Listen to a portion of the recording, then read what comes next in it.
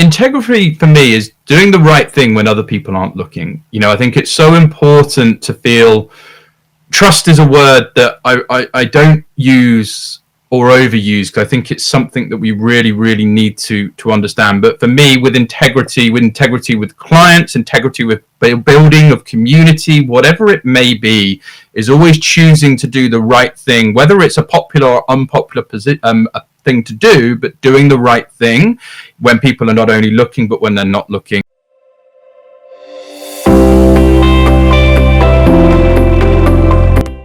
Hello and welcome to Midlife Opportunity. It is your time to shine. No matter what age you are, if you're over, well, what is middle age? What age is middle age? I mean, I've often had this conversation with my nephews, because obviously they're much younger than me. And, you have the fun, you have the banter with younger people, and they say, you're old. And of course, I've always been older than them. Even when I was 20 years of age and the first was born, I was like, well, of course I'm old. I'm old to you. It's your perception. And so now that I'm another 20 years on and so on, and they're adults, young adults themselves, they're beginning to see how time passes. But as I always said to them, you never know what middle age is. You never know what old age is, in fact, because each individual is different. So even though we have this medical assumption that we are, or the average man or woman has the life expectancy of perhaps 75 or 80 years of age, it doesn't unfortunately mean that I or you or anybody around you will actually reach that particular age. So in fact, if you die at 60 or 50 or 40, your middle age then is back another 20 years prior to that. So if I was to die right now, well, first of all, we wouldn't have a show. There wouldn't be a midlife opportunity for me to give to you. But then that would mean that my middle age was back 20 odd years ago when I first got this conversation going with my nephews. And so we never know when it's our last day. That means right now, just because you're theoretically a midlifer, you still have the opportunity. Where there's life, there's hope. And as a midlife person, today, you're going to be introduced to a really cool character, a really ambitious and a really clinical character in the world of community building. He has huge experience. His name is Robert Hanna, and he's from Great Britain. Now, if you think my Irish accent is a bit funny, wait, because he's as clear as can be. It's crisp. We'll have that in a few minutes on Midlife Opportunity. If you want to get on this show, if you want to give feedback, you can contact me at Conor, Conor, at docconor.com or midlifeopportunity.show. Here we are, this show, it's on the ngbn.tv network. This is a fantastic network because not only is it about television, not only is it about men's personal development, but it's also about building a community. And here we are today with a huge community builder. So it's going to be really interesting, the conversation that's coming up in a few minutes. But what do I think, first of all, about community? What are the aspects and areas of community? If we break it down, it's all about people, isn't it? People and places. But the places used to be geographical places, whereas now they're moving to online spaces. That's like a poem, isn't it? Maybe that's my midlife opportunity. Maybe I'm going to be a poet, who knows? But the point being is that the spaces used to be, say, for example, in Ireland, here where I am, there's 5 million people. And so we had communities. One, we had the national community. Then, of course, we had the local community. If we look at the US, you have got all the different states. And so each one of those are specific communities into themselves and upon themselves. We look at sporting communities, for example. We look at, usually in each state, you have a representative body or organization, which is the sports team. It could be the football team, it could be the basketball team, it could be the baseball team, and so on. So you've got the New York Knicks, you've got the Chicago Bears, and so on. So you've got all of these different entities that build up and make up communities, people together for one cause. That's fantastic. But that's also very traditional because, as said, you have now got this aspect of community, which is online. And this is something that has been building over the years. And now we are reaching a zenith where we're actually going to broaden this community. We're going to deepen this community. But how can you do that? We wonder, because we're not face to face. How can we really see our neighbors like we would in the traditional community sense? Give them or do a favor for them, help them out. Like if we have an older neighbor, for example, the traditional sense would be, well, you know what, I'll just look in on them. So when I'm passing in the car, I might just look over the fence and say, oh, okay, the light is on. It's usually 8 o'clock. And, you know, the light usually goes off around 9. So I know they're going to bed, and that's cool. So that's being neighborly. But how can we do this in real life or in a real way? Where's the opportunity in this as well with regard to doing it online? So you have what's called Web 2 at the moment. We have followers. We have leaders online and we have followers. Therefore, people have their Facebook pages, their Twitters, their Instagrams, all of their social medias and their websites and so on. And they have followers because of things they produce, such as books, such as documentaries and so on. And then those followers become the super fans as such. And from there, you have the leader and the followers and you build this community. But that's Web 2. Web 3 is going a little bit deeper. What is Web 3? Well, we're going to find that out as well from Robert in a few minutes. But my take on it right now is that it is to build community. It is to build a more realistic, authentic community where there's not such a difference between the leader and the followers. However, that is just me. That is just my take on it.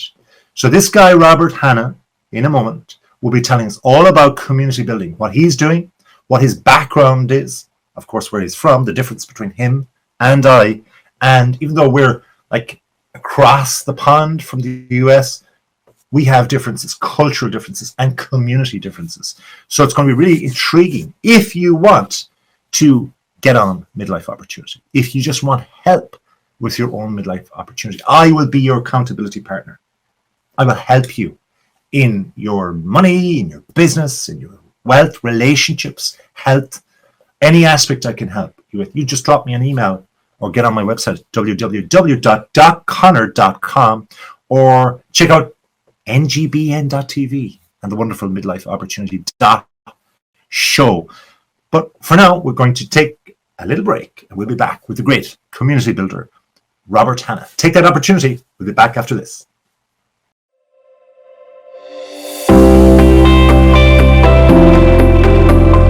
Welcome back to your midlife opportunity. This is the show for you to grasp your area of development where you want to improve your wealth, your health, your relationships, whatever specific area it is, you can improve. So drop me a line on .conor.com and midlifeopportunity.show. But first and foremost, we have a fantastic guest. He's a community builder. What the heck is that? What is it all about? His name is Robert Hanna from kcpartners.co.uk over there in Great Britain. Across the pond from me, many miles probably from you. Robert, how are you, my friend? Oh, well, absolute pleasure to be here. I'm very, very well, and I'm super excited to be on your show. I love the whole ethos and everything it stands for. So, yeah, super keen to talk all things midlife opportunity, bit of community, bit of Web3, and let's get into it. For sure. Thank you so much for coming. I mean, you don't look midlife. I mean, hopefully what I said earlier on, it's like you're not approaching your old age or anything like that. So we'll start off just with a bit of fun, or maybe not. We'll see how sharp you are for like a midlife minute, because we might just have a minute. So let's go. How about this? Quickly and succinctly, what is the main difference between the numbers 6 and 9 from a fun sense? What is the difference between 6 and 9 in a fun sense? I would say 3 little secrets that you don't know.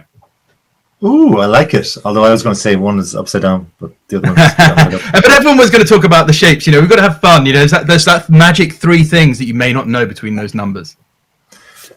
I heard this particular question, so I'm going to repeat it. I heard it on the media recently.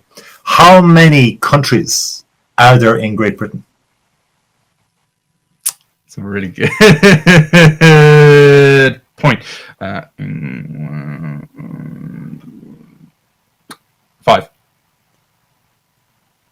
Interesting. I'm going to ask you, what are the 5 countries now? 1. So let's go with It's tricky. England, Wales, not Ireland, Scotland, Northern Ireland, which would actually be 4. Yeah, so it's interesting, isn't it? So as we go into this conversation, actually, this is what I'm loving about this particular conversation. And I know and I trust it will be great because you're a man of integrity. So I can ask those questions that are like almost borderline political. Because if anybody's viewing this or seeing this and going, gosh, like Dr. Conor has a funny old accent, but Robert has a very different accent as well, although we've seen great movies from Britain and so on. But the reality is we are both in the same, very, very close to each other. There's not a very far distance. It's like about an hour flight from Ireland to many parts of Britain and England and all the places and all the wonderful countries that Robert has just mentioned there. But at the same time, there's a huge political divide in many ways in the last couple of years due to Brexit. And I have my own little story about that. Probably we will get to it. But there's a huge historical divide as well. And then there's religions brought into it and so on. So we are very mature people and we can have fun with it. And because, as I said, Robert is a man of integrity. And with that in mind, Robert, what for you epitomizes integrity? Integrity for me, by the way, just a quick interesting fact, because we're talking about geography. I'm recording from the smallest county in England, which is called Rutland. So if anyone would like to know, Rutland is the smallest county in England, and that's where I'm currently tuning in from today, just within the that county. Well, the funny thing about it is the smallest county in Ireland, I can guarantee you, in fact, the smallest part of probably the biggest county in Ireland probably doesn't even have internet capability to record like this right now, but it will get there soon. It will. So go ahead. What's integrity to you? Integrity for me is doing the right thing when other people aren't looking. I think it's so important to feel. Trust is a word that I don't use or overuse because I think it's something that we really, really need to understand. But for me, with integrity with clients, integrity with building of community, whatever it may be, is always choosing to do the right thing, whether it's a popular or unpopular thing to do, but doing the right thing when people are not only looking, but when they're not looking, and acting in good faith at all times. And I think with that, you will then build trust. But it's one of the most important things, integrity, and it cannot be taken for granted. And you absolutely bang on asking that question right from the start, because it's one of my fundamental core values. So we've got you revved up. Yeah, absolutely, because right. It's one of the best ways to build genuine, deep-rooted relationships based on integrity. So what is your background then? Like, what is, you mentioned that you're a community builder. Like, what gives you the oomph? Why can you lead that or build that? Like, what is your background that dictates or has orchestrated you to becoming this community builder that you are right now? Well, I'll tell you, 85% of people are unhappy in their jobs, Dr. Conor, right? That's an alarming statistic in 2022 because people don't know why they're doing what they're doing. They get a job, they earn some money, they buy a house. There's no purpose. There's no deep-rooted why. And I always say, it's Steve Olsher, who's a top podcaster, says, what is your what? And I really reflected on that many years ago and I will come to your question, but it's good to offer some context to this.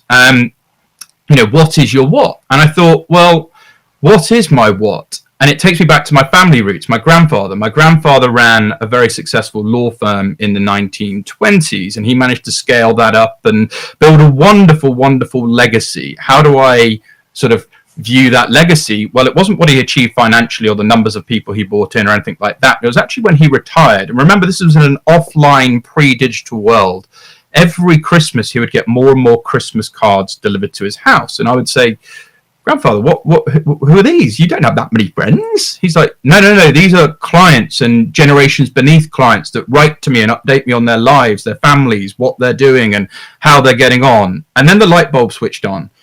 That to me is the epitome of, community, building something, really knowing and leaving a legacy. So why do what I want to do is because I want to emulate my grandfather's success, carry that family legacy, but utilizing digital, all of this new world that we're in, but in an integral, fun, cool way. And so that's why I didn't want to just set up another legal recruiting business, KC Partners, that you very kindly referenced. I wanted to set up a business which is focused on community that does so much to help people in and around it from a number of different ways. So that's kind of really what revs me up and why I know what I'm doing. And you can't put a price on that. You can't put anything on that, because when I'm done, if it's my midlife opportunity now or in 10 years or, whatever happens, that was Rob. He tried to do something good for the legal community. He tried to help us and took us along the way. That's what matters to me. So you're certainly not in the 85% that you mentioned there, the 85% that are not happy in what they do. You kind of come across with this huge enthusiasm. And where does that come from? Like, does that come from, what you're doing, or like literally, as you said, initially in the long-term game of just kind of doing what your grandfather inspired you to do? Is it that, like, because some people the reason I ask that is because some people get this huge urge to do things immediately. So it's almost like, I'm hungry, I need to eat, I want my dinner, I'll eat something cool and nice and snazzy and a nice like recipe, or go to a fancy restaurant and I get my dopamine hit as such. But there are other people that can look further, and they can plan, and they can organize, and they can kind of look at it in a bigger, wider sense. So where does your motivation and this enthusiasm that you're saying, what areas does it come from, like in a short-term or long-term sense as such?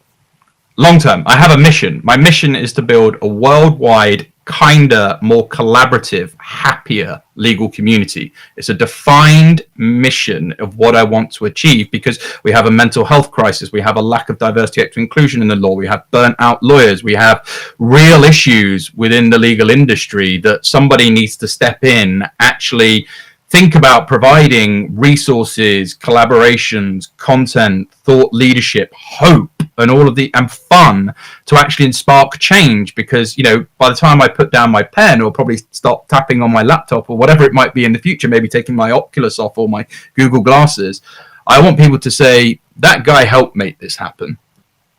And that for me is sort of my mission. So it's a mission that I wake up for every day, because it's bigger than me. If it's a mission just about me, I think I'd lose accountability, but I'm accountable to my community, and we'll talk more about this. Community building isn't for you, it's for others, and it's for making others feel seen and heard, and actually giving them an opportunity. And so that's bigger than me, and it makes me accountable that I have to show up every day. But I know why I'm showing up every day, because I want to leave that legacy. And that's the difference. Whereas people go to work because typically maybe they want to pay off their mortgage, or maybe they're just kind of going through the motions. They're stuck in a managerial role, and they're not sure if they want to take the next step up to a senior manager or a director role. That might be more, because again, it's just a job, not a career. It's a real difference. Are you in a career that you're passionate about and you really want to be that top doctor, that top lawyer, that top marketing expert, whatever it may be? But it's super important to really do that deep thinking about why do you do what you do? And then when you do it, like every day you'll show up. And yeah, sure, there's good days, bad days, ugly days. That's life. But when you have a mission and you know why you're doing what you're doing, you'll keep getting up time and time again. So you mentioned integrity, and you mentioned mainly that's to do with doing things when other people aren't looking, doing the right thing as such. Now, you mentioned also being a top lawyer, top doctor, etc. Surely you could become a top doctor or top lawyer or something like that without doing the right thing when people aren't looking, just kind of bending the rules a little bit. Like, of course. Why is it so important? Like, how can we merge those two things? Or does merging those two things, the integrity to be the top in the top professions, or professions that are perceived as being very difficult, how do we merge them, and why do we merge them? Like, does that give them that extra percent for them to be the very, very top? How does that work? Look, there's going to be people that are competitive. There might be some gamesmanship. There might be there might be people that will do whatever it takes, and that's business. And I think we have to be real. We can't be too head in the clouds and understanding. And I get that, but for me, it's value. And actually, the people you surround yourself with. If you surround yourself with a lot of people that'll do whatever it takes and will cut off whatever it's needed to get to the top, the likelihood is that's probably going to become more into your DNA and into who you are, because we're the sum of the parts of the people we hang around.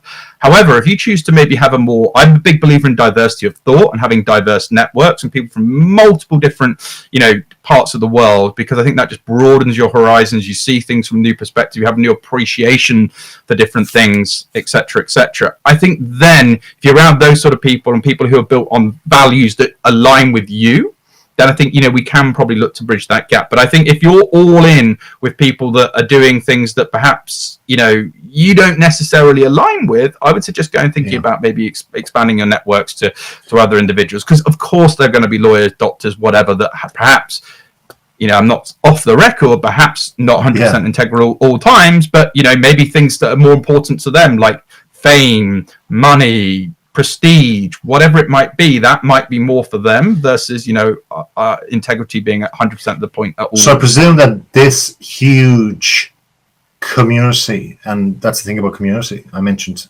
in the first part of the show that here in Ireland we've got 5 million. Obviously in Britain it's like nearly 60 million, so there's like 12 times the difference. See that for very fast mathematician here, middle age, not too bad. But obviously in the States there's well over 300 million and so on. So you've got like huge, bigger communities, probably more competition with regard to what you're saying, because some people use, communities in order to people climb, to socially climb, to get to the next level, to go beyond and so on, maybe to get a leadership role or to get known or whatever else. And so people aren't always as authentic as they seem. Like, obviously this is your midlife opportunity. You're grasping it, you're delving into it, and I'm sure it'll be your old age legacy, but it also will probably be an opportunity there too as well. But like, why would I, or the honest Joe Soap on the street, why would they decide to build any type of community? And like, obviously a community is like 2-3 people, and then it grows. 2-3 good people will help 2 or 3 other people, or 2-3 people that are interested in a sport or interested in the law or interested in being a doctor or whatever else. The community of these people with this particular interest will grow. But like, why would I bother? Like, why not just me start off myself and I'll just keep going and go as far as I can? Well, you know the famous quote about, if you want to go fast, go alone. If you want to go far, go together, right? And I think there's a lot of truth to that.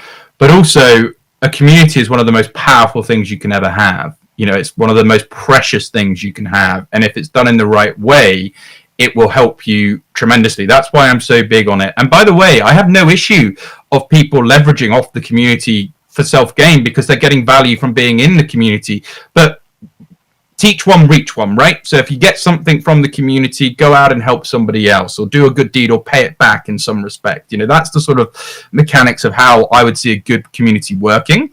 But yeah, being in a community is one of the biggest things you can have, one of the biggest assets you can have. I think having people with like-minded who can open your thinking within a community is one of the biggest things that you can have, that can actually help you with your career, can help you with your personal life, can help you with so many different things. So yeah, community is everything right now. And that's why, we're seeing the birth of Web3. We're seeing all of these online resources. So tell us a bit briefly about Web3 and how you're integrating this whole community outreach that you're doing right now. Yeah, sure. So my definition is very, very simply, for people who might be brand new to this, Web 1 was very much read. That's just static websites. Web 2 was read and write. We saw the birth of social media where you could actually interact. And now Web 3 is coming in, where it's basically read, write, contribute through the birth of social media, but now own. So it's becoming a decentralized form of people. It's built off the blockchain, which means people can actually own their data. Things aren't stored centrally and with one body looking after everything. So I think it's super exciting. It gives the smaller creators, the emerging creators, the people that maybe didn't have a voice before, the opportunity to really shine and have ownership of what they're doing. It's a very simplistic form. There's far more complexities to it. But I think Web3, it's all about community, because you don't need to have, you mentioned about Web 2 and followers and all of that. With Web3, it's not necessarily about gamifying and having lots of followers. It's more about, actually, can I really talk to people that are right and like-minded with my individuals and do creative things and really come together as one. I think that's really important. And the community in Web3, you'll never find more supportive. If you get in the right circles, people are happy to help you. And I think the missing piece to Web2 community building that Web Web3 community building can bring in is most communities, you get knowledge, you get thought leadership, you get collaboration, you get all of that. In Web3, you can now reward. So what do I mean by that? You may have seen the launch of social tokens or creator coins that people have. So if you come into my community, for example, I have a legal coin. So if someone comes into my community, not only do they get thought leadership, they get resources, content, webinars, seminars. We can also reward people. So what does that mean? Hey, Rob, I just attended that show that you did with Dr. Conor talking all about midlife opportunity. Thanks so much for listening to it. Here's some legal coin. Thank you for investing in yourself, and go and share your learnings with the community, and then we'll give you some more legal coins. So it incentivizes and rewards people for being part of a community as well as getting education. I think that's just some of the cool things you can do with Web3. And so how can we, from your point of view then, obviously you have kcpartners.co.uk. People obviously can get in contact with you in that regard, with regard to work and legal working and so on. But how would this Web3, I mean, I'm a person that hasn't got a clue. I hear being said, and like you said, the coins, the crypto and so on, but I don't know how to, like you said, there's a great community. How can we get in touch with your community? How can we start off if you don't know anything about it? Absolutely. Well, the first thing is there's no silly question, and everyone has the right to learn and has to start somewhere. But for me, if you're interested in the law, or you're interested in the evolution of legal services, or you're interested in how maybe you're going to be protected in the future and how you might wish to engage with a lawyer, because trust me, throughout your life, you will never not go through a phase where you'll need a lawyer, whether it's for a will, whether it's for buying a house, whether it's for a dispute, whether it's for starting a business, you will need a touch point with a lawyer at some point in your life. It's almost impossible not to. So if you wanted to join my community, I'm building it on a platform called Discord, where we have a Legally Speaking Club. It's called Legally Speaking Club. So that's my legal content hub. And why is it called the Legally Speaking Club? Because I also host the Legally Speaking podcast, which is a show all connected to legal careers and changes in the law. So then we moved our podcast into Web3, where we can now sort of offer NFTs and all of these other cool things as part of it. But if people wanted to join and get to know us, it's on Discord. It's called Legally Speaking Club, and all of my details are either on my LinkedIn, or you can just send me a message and I'll send you the link to join our Discord. And that's another thing with Rob. He is fantastic on LinkedIn. You are, what is it, a community builder there, but you're also deeper on that. So finally, what is it? You're kind of it's very kind of you, because very kind of you, Dr. Conor. So I am the only so I'm an advisor to LinkedIn. I'm a beta product tester to LinkedIn. I've been to their head offices in Dublin. I've been to their many. I've also was the host for their audio function. You'll remember through our dealings and connections on the likes of platforms like Clubhouse. So I was then the host of their town halls when they were trialing the product. And since then, I've been elected as one of the 150 out of the tens of thousands that applied to be a LinkedIn Creator Accelerator program for the UK. It's the first to be launched in the UK, and I'm the only legal-focused content creator that's been selected, and I'm focusing on providing digestible content all around the intersection between law and Web3. So, and I also sort of write for the LinkedIn News and get featured in LinkedIn News and things like that. So LinkedIn is definitely a platform that I'm at home with, and that's why I produce a lot of content there, and have built a community. And it's where a lot of my people who I want to talk to hang out. So again, if you're trying to build community, you probably want to be in the places where your people hang out. So Robert Hanna on LinkedIn, this charming face, check it out. And if you're in the Legally Speaking arena, check out Discord. And also kcpartners.co.uk. Rob, it's been fantastic. Thank you so much for coming, and we will definitely interact in this Web3ism in the future. Well, thank you so much for having me. I've really, really enjoyed it. No problem, Rob. Thank you so much. So there you have it. That's Rob. Rob knows exactly how to speak legally, but also to build communities. You can take your midlife opportunity in this by getting in touch with him, or come back after this break on Midlife Opportunity show on the NGBN.TV network. I'm going to speak a little bit more about what Rob has just said.